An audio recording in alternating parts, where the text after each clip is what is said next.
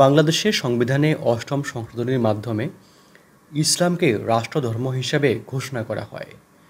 সাবেক সামরিক শাসক লেফটেন্যান্ট জেনারেল হুসেইন মোহাম্মদ এরশাদের শাসনের শেষ দিকে ১৯৮৮ সালের ৭ জুন জাতীয় সংসদে পাশ করা হয় সংবিধানের এই অষ্টম সংশোধনী।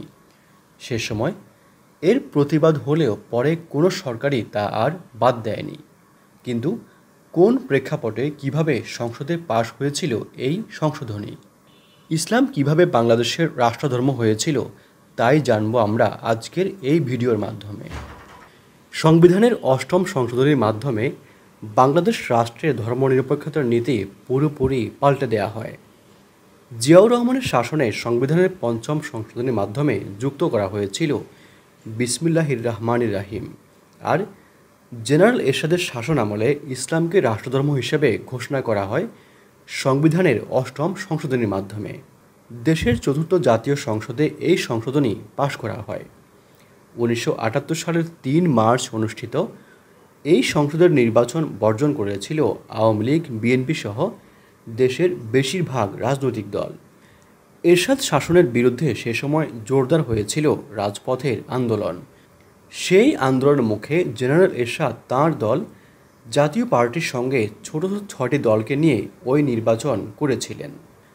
চতুর্থ জাতীয় সংসদে জেনারেল এরশাদের জাতীয় পার্টি থেকে সংসদ নেতা নির্বাচিত হয়েছিলেন মওদুদ আহমদ। তিনিই সংবিধানের অষ্টম সংশোধনী সংসদে তুলেছিলেন। প্রয়াত মওদুদ আহমদ এরশাদ সরকারের পতনের পর বিএনপিতে যোগ দিয়েছিলেন। জেনারেল এরশাদ মৃত্যুর ৩ বছর আগে আমার কর্ম আমার জীবন শিরোনামে একটি জীবনী গ্রন্থ প্রকাশ করেন ২০১৬ সালের ফেব্রুয়ারি মাসে। সেই বইয়ে তিনি লিখেছেন, দীর্ঘদিন ধরে আলাপ আলোচনার পর জাতীয় পার্টির সংসদীয় দলের বৈঠকে ইসলামকে রাষ্ট্রধর্ম করার অষ্টম সংশোধনী বিল অনুমোদন করা হয়। এই বৈঠক অনুষ্ঠিত হয় ১৯৮৮ সালের ১১ই মে সংসদ ভবনের কমিটি কক্ষে। সেদিনই বিলটি সংসদে উত্থাপন করেন তৎকালীন সংসদ নেতা এবং প্রধানমন্ত্রী মওদুদ আহমদ। বিলটি উত্থাপনের ২৭ দিন পর ১৯২৮ সালের ৭ জুন রাত ৮টা ১০ মিনিটে স্পিকার শামসুল হুদা চৌধুরীর সভাপতিত্বে সংসদ অধিবেশনে অষ্টম সংশোধনী বিল পাশ হয়। বিলটি পাশ হয়েছিল ২৫৪ শূন্য ভোটে। সংসদে বিল পাশের সময় এর পক্ষে যুক্তি দিতে গিয়ে মওদুদ আহমদ বলেন, কোড, এদেশের ৯০% মানুষের ইসলামী মূল্যবোধ আচার ব্যবহারের প্রতিফলন সংবিধানে না থাকলে কিসের প্রতিফলন থাকবে, আনকোড। এই বক্তব্য উল্লেখ করা হয়েছে এরশাদের বইতেও। জেনারেল এরশাদ লিখেছেন, কোড, অষ্টম সংশোধনী বিলের মাধ্যমে ইসলামকে রাষ্ট্রধর্ম হিসেবে ঘোষণা করার ফলে জনগণের দীর্ঘদিনের আকাঙ্ক্ষা পূরণ হয় এবং আমরা একটি স্বতন্ত্র জাতি হিসাবে বেঁচে থাকার সুযোগ লাভ করি, আনকোড। প্রশ্ন হলো, অষ্টম সংশোধনীতে কী লেখা ছিল? এই সংশোধনীর মাধ্যমে সংবিধানের ৫টি ধারায় সংশোধনী আনা হয়। এর মধ্যে উল্লেখযোগ্য বিষয় ছিল রাষ্ট্রধর্ম হিসাবে ইসলামের স্বীকৃতি। ১৯৭২ সালে বাংলাদেশে যে সংবিধান প্রণীত হয়েছিল সেখানে ধর্মনিরপেক্ষতার কথা বলা ছিল, কিন্তু অষ্টম সংশোধনীতে তার জায়গায় রাষ্ট্রধর্ম হিসাবে ইসলাম এসেছিল। এই সংশোধনীতে আরেকটি বড় বিষয় আনা হয়েছিল, সেটি হচ্ছে ঢাকার বাইরে হাইকোর্টের ৬টি স্থায়ী বেঞ্চ স্থাপন করা। তবে সে সময় আইনজীবীরা এর প্রতিবাদ করেন এবং সর্বোচ্চ আদালত ঢাকার বাইরে হাইকোর্টের বেঞ্চ গঠনের বিষয়টি বাতিল করে দেন। সংসদে অষ্টম সংশোধনী বিল পাশের বিরুদ্ধে রাজনৈতিক অঙ্গনে প্রতিক্রিয়া হয়েছিল ব্যাপকভাবে। আওয়ামী লীগের নেতৃত্বে ৮ দলীয় জোট, বিএনপির নেতৃত্বে ৭ দলীয় জোট, বামপন্থী দলগুলো সহ অধিকাংশ দল ১৯২৮ সালে জাতীয় সংসদ নির্বাচন বর্জন করে এরশাদ সরকার বিরোধী আন্দোলন জোরদার করেছিল। সেই নির্বাচনে গঠিত সংসদে যখন অষ্টম সংশোধনী বিল পাশ করে ইসলামকে রাষ্ট্রধর্ম হিসেবে ঘোষণা করা হয়, তখন আন্দোলনে থাকা সব দলই এর প্রতিবাদ জানায়। তাদের প্রতিবাদে রাজনীতির অঙ্গন উত্তপ্ত হয়ে উঠেছিল। আওয়ামী লীগ, বিএনপি সহ আন্দোলনকারী দলগুলো ওই সংশোধনীর বিরুদ্ধে ১৯২৮ সালের ১২ জুন সকাল ৬টা থেকে বিকেল ২টা পর্যন্ত সারা দেশে হরতাল পালন করে। সে সময় পত্রপত্রিকায় নেতাদের যেসব বক্তব্য প্রকাশিত হয় তাতে দেখা যায় আওয়ামী লীগ, বিএনপি সহ অন্যান্য দলের শীর্ষ নেতারা বলেছিলেন যে অষ্টম সংশোধনী দেশের মানুষ মেনে নেবে না। এর মাধ্যমে জাতিকে বিভক্ত করা হবে বলেও তাঁরা অভিযোগ তুলেছিলেন।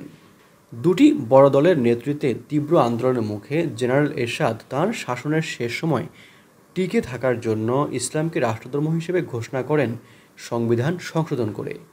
এটি তখনকার প্রেক্ষাপটে এরশাদের একটি রাজনৈতিক কৌশল ছিল।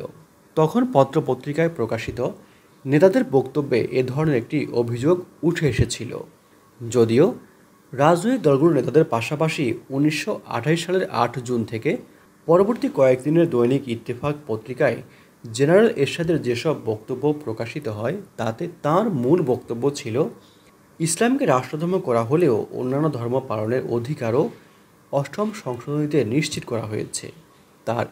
তার এই বক্তব্য তখন আন্দোলনকারী দলগুলো প্রত্যাখ্যান করেছিল।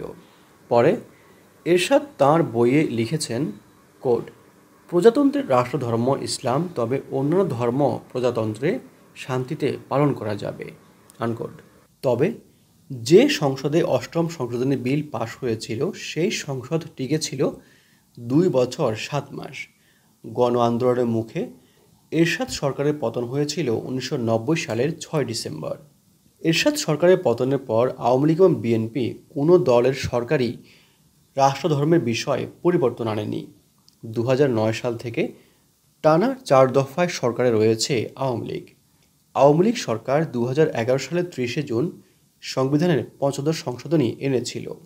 সেই সংশোধনীর মাধ্যমে 72 সংবিধানের 4 মূলনীতি, জাতীয়তাবাদ, সমাজতন্ত্র, গণতন্ত্র এবং ধর্মনিরপেক্ষতা ফিরিয়ে আনা হয়। বাংলাদেশের স্বাধীনতার ঘোষণাপত্র এই সংশোধনীর মাধ্যমে সংবিধানে অন্তর্ভুক্ত করা হয়, কিন্তু সংবিধানে বিসমিল্লাহ এবং রাষ্ট্রধর্ম ইসলাম বহাল রাখা হয়। এ নিয়ে নানা আলোচনা হয়েছে রাজনৈতিক অঙ্গনে, তবে এর পক্ষেই সরকার থেকে যুক্তি দেওয়া হয়। এছাড়া 75 সংশোধনীতে তত্ত্বাবধায়ক সরকার ব্যবস্থা বিলোপের পাশাপাশি অসাংবিধানিকভাবে ক্ষমতা দখলের জন্য রাষ্ট্রদ্রোহ অপরাধের বিবেচনায় সর্বোচ্চ দণ্ডের বিধান আনা হয়েছে। ইসলাম যেভাবে বাংলাদেশের রাষ্ট্রধর্ম হয় এ নিয়ে সাজানো আজকের পর্বটি আমরা এখানেই শেষ করছি।